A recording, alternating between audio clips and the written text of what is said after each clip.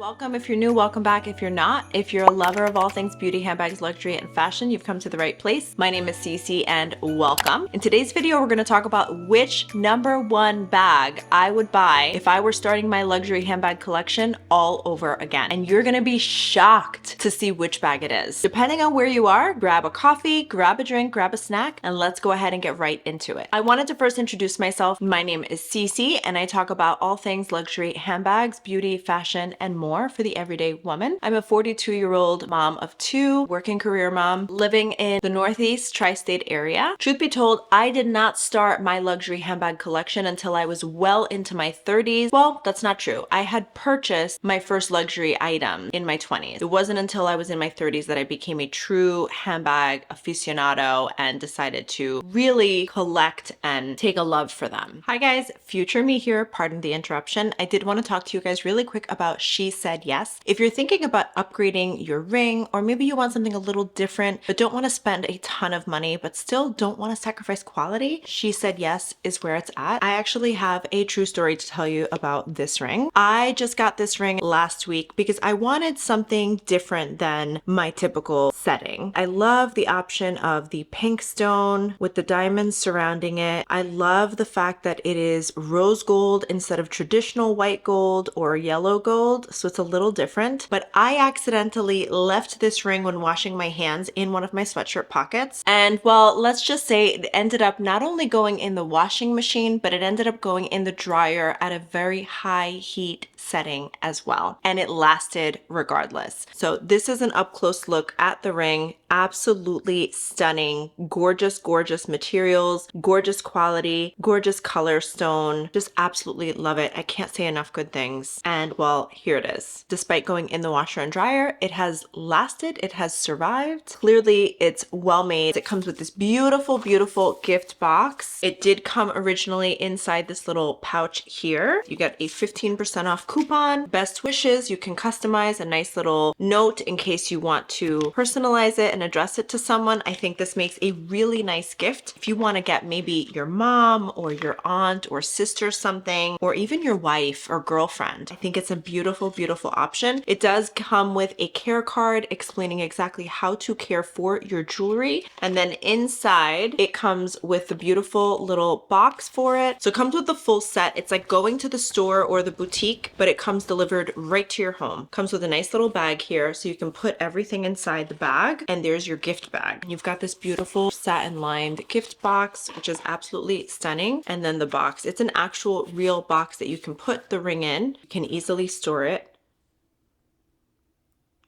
Absolutely stunning, stunning ring. I do want to try and get up close for you guys because I want you to see the diamonds surrounding the stone and how beautiful it is.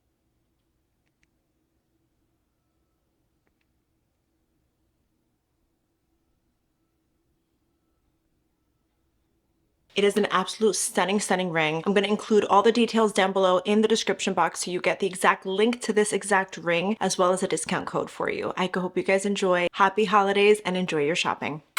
Before that, my mindset was a little more practical in that I would just buy a bag if I needed it, and it was my everyday sort of work go-to everything bag. And that was my Louis Vuitton Neverfull. Now, I do go into some of my history and story with Louis Vuitton, including the fact that I was banned by Louis Vuitton in another video, so I'll include that for you guys to watch here. Louis Vuitton's Neverfull was my first official luxury handbag purchase. However, thinking back, if I had to do it all over again, I don't know that that would be my first handbag purchase today. If I were starting my handbag collection all over again, I would definitely try and opt for something more practical, more durable, something that I would reach for no matter what decade or time I was in. While the Neverfull was quite popular in my 20s, now over 2 decades later, yes, it's still popular, but it's not a bag that I reach for as often today. It just doesn't suit my lifestyle the way that it did when I was in my 20s. I will say that I got so much wear out of that that bag. It is pretty beat up. I've worn it for travel. I've worn it everywhere. I used to bring that with me to and from work, to and from school, weekends, everywhere with my kid. That was my everyday go-to bag, and I loved it, and I still love it till this day, but I have not reached for that bag in probably 3 years. The only time I really reach for it is if I'm traveling and I need an extra like sort of carry-on personal item, then I will reach for that bag because it really is worn in, durable, and can fit everything in the kitchen sink. In terms of like weight limit, I have packed that bag to the brim, and I've never had an issue with the straps not being able to take on more weight or whatnot. In fact, I should probably go get the bag and show you guys. I feel like I talk about this bag all the time and I never show her, so it made sense to just bring her out. So this is how I currently have her stored, exactly like this. She's folded in half, straps sort of dangling in, and I have her in one of my drawers inside my closet. This is the largest size, which I believe is the GM. So when I unfold it,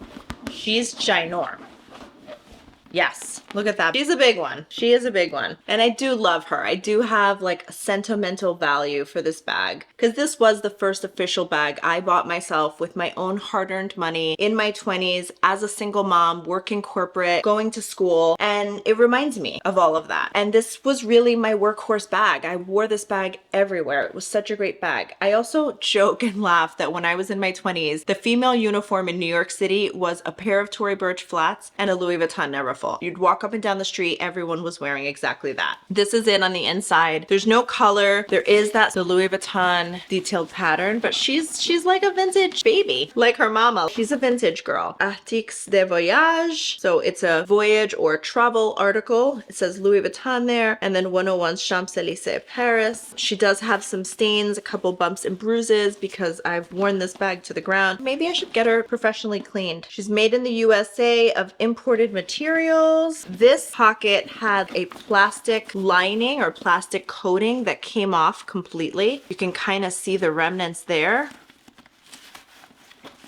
So again, when we talk about quality, this is what I'm referring to. In my video of me being banned from Louis Vuitton, it starts off with me having to return a defective bag and being granted store credit in return for that bag, which they admitted was defective. They knew about it and they took it back. But you can see this protective coating is coming off. It's peeling off there.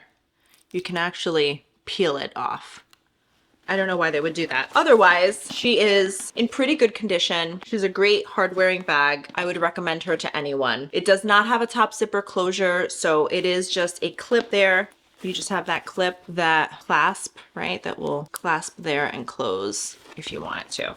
So I'm gonna fold her back up. I do love that she's foldable because if you do wanna bring this bag with you on travels, you can. And she very easily folds. Now she's closed and clasped and ready to be put away. Oh geez, look at that. I hadn't noticed that before. That looks like, I don't know if that's like glue or what that is. That looks like melted glazing. I don't know if you can see that. Wow, I just noticed that. I had not seen that before. It looks like melted glazing. It just like melted and became part of the bag.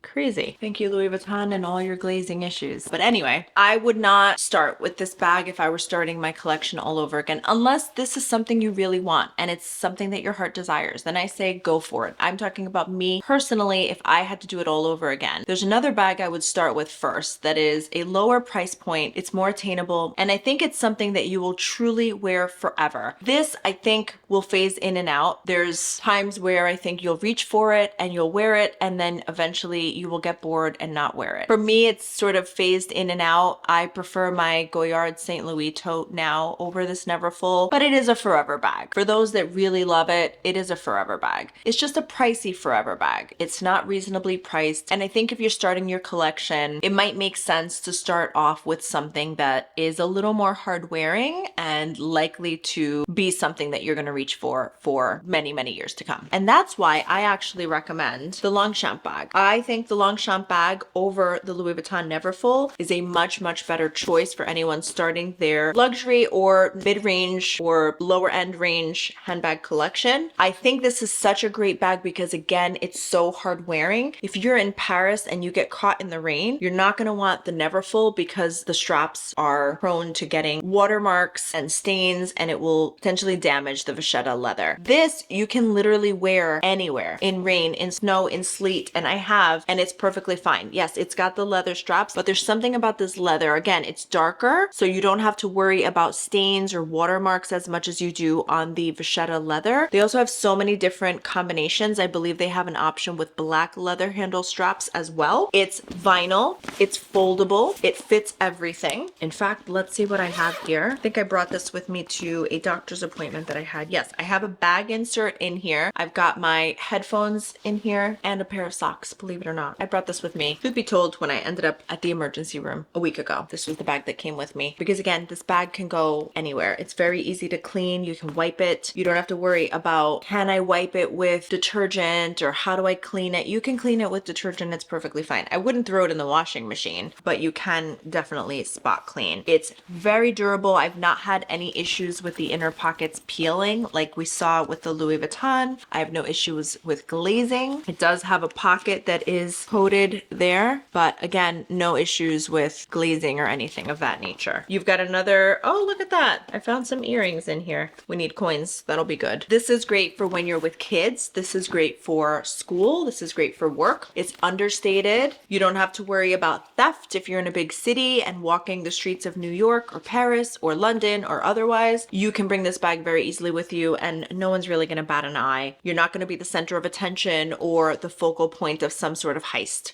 It does say Longchamp on the back, the leather there. And then you have on the front, the Longchamp embossed horse. It does say Longchamp on the button as well.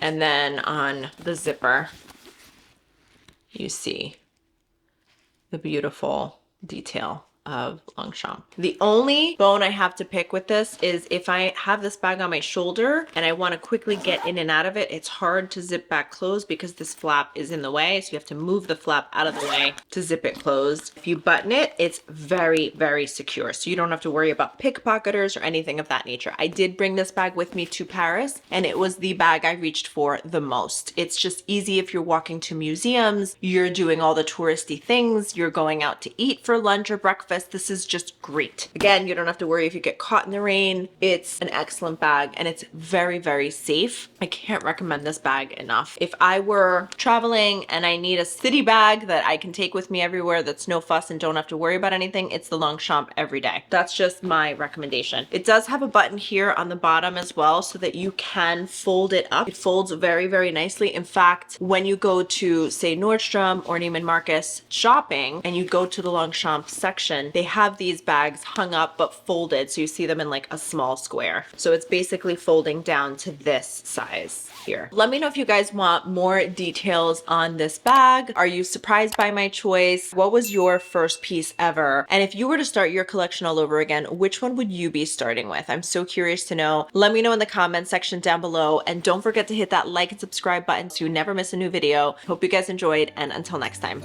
bye guys.